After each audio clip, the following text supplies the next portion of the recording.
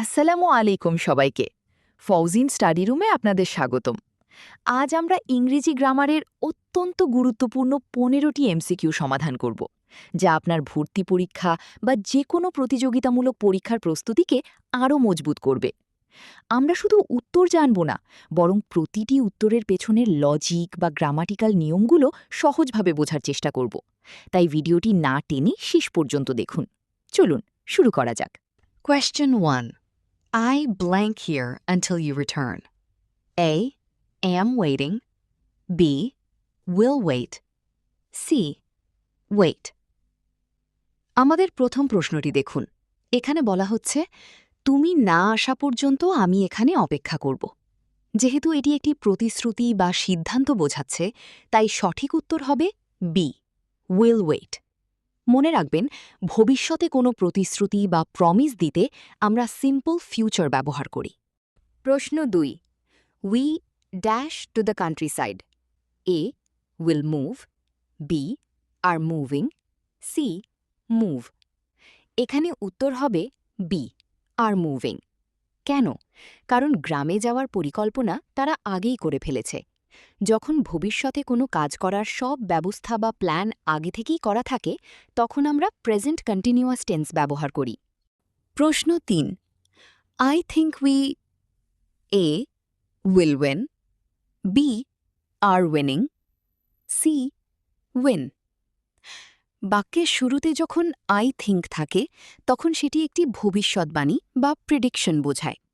আর এই ধরনের অনিশ্চিত ভবিষ্যৎবাণীর ক্ষেত্রে আমরা সবসময় এ, উইল উইন ব্যবহার করি।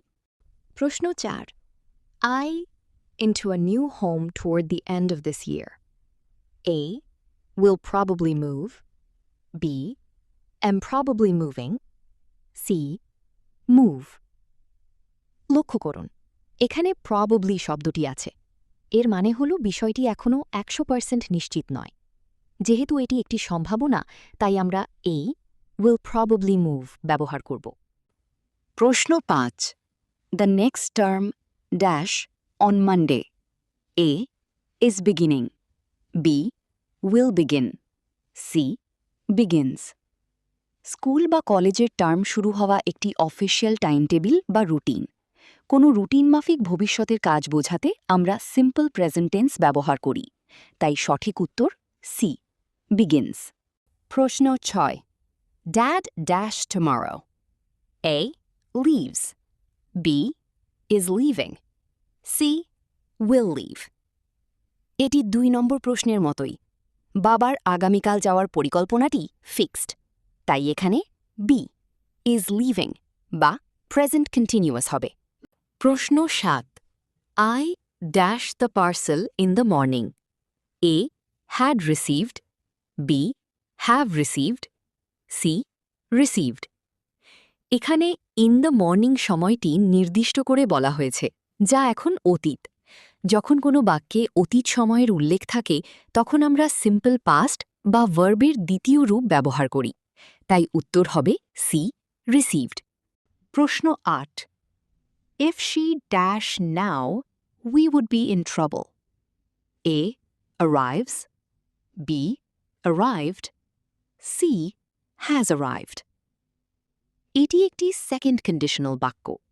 নিয়মটি হল if plus simple past plus would plus verb।